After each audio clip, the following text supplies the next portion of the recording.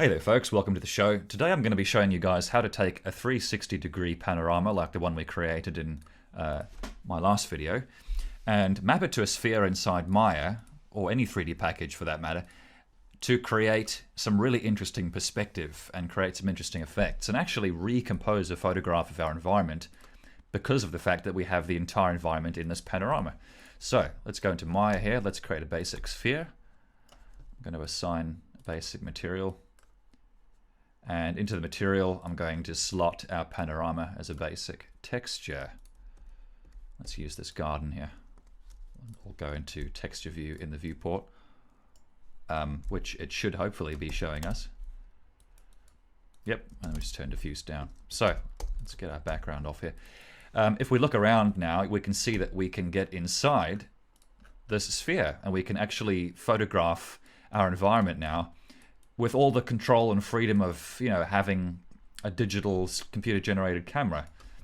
I might just smooth this sphere out. You can see that those polygons are kind of juddery, so we'll smooth that.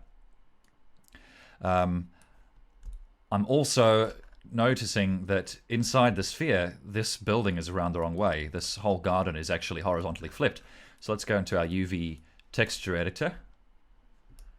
We'll get to our UVs, we'll get polygons flip, which is set to horizontal flip by default. And now when we go inside the sphere, we can see that the house is around the right way. So here's the coolest thing about this. We can obviously recompose pictures using our panorama.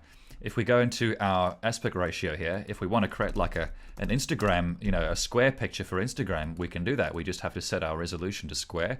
And then I'm going to set my resolution gate up so that I can see my aspect ratio and frame things up. Now here's the even cooler thing. I can go to my focal length in my camera attributes and I can go from 35 to 16, and now I can get super wide angles.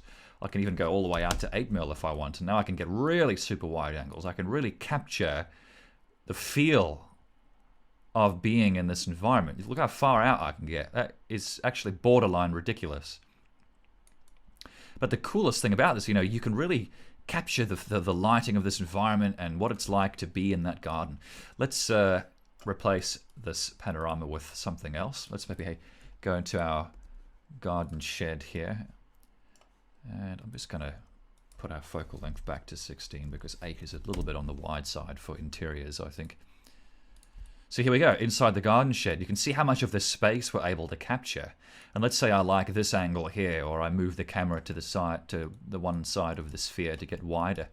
I can now, of course, go into my render settings and increase my render samples. And if I have my render resolution set up correctly, I can actually render out this sphere. I can render out that crop, if you will. And this image will be ready for Instagram. But what I can see here is, what can I see? Oh no, it says that we were zoomed out, so it was a little bit aliased. We don't need quite as many samples as that, and we certainly shouldn't have any diffuse or specular or reflections going on with these polys. It should be just, straight texture mapped onto the sphere. You can see a little bit of a seam here. Let me see if I can zoom into this once it's done. You can see a seam here. The reason we have a seam is because we tone mapped this panorama after the panorama was stitched. So this is not a problem with stitching. This is just because we tone mapped the exposures, and that alters the brightness and contrast of different regions. So when you go to map the one side to the other, it might not necessarily blend as we see here. But if we go down, we can see that there's not really any problem. And over here, we can see there's not really any problem. There's a bit of a problem. So it's just because those regions have been altered in the tone mapping process. So these are pretty cool angles. You can see here. We have a lot of creative possibilities with this. We can really, get in here and alter our camera angle and achieve fields of view that just really wouldn't have been possible with a conventional lens or a conventional setup. Let's take a look at a different material, a different panorama. And this is something, this is very basic 3D. You should be able to do this in Blender or 3ds Max or anything like that. Here's a panorama of the driveway outside the front of my house. I might go and change this panorama once again. Let's go and pick up that photo I showed you guys at the beginning of this video by a tree.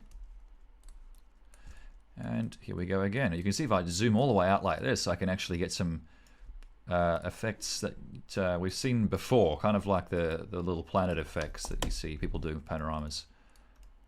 But because we can actually move closer to the one side, we can give this tree the illusion that it's curving around and that sort of thing. So we can get some really, really cool effects like this.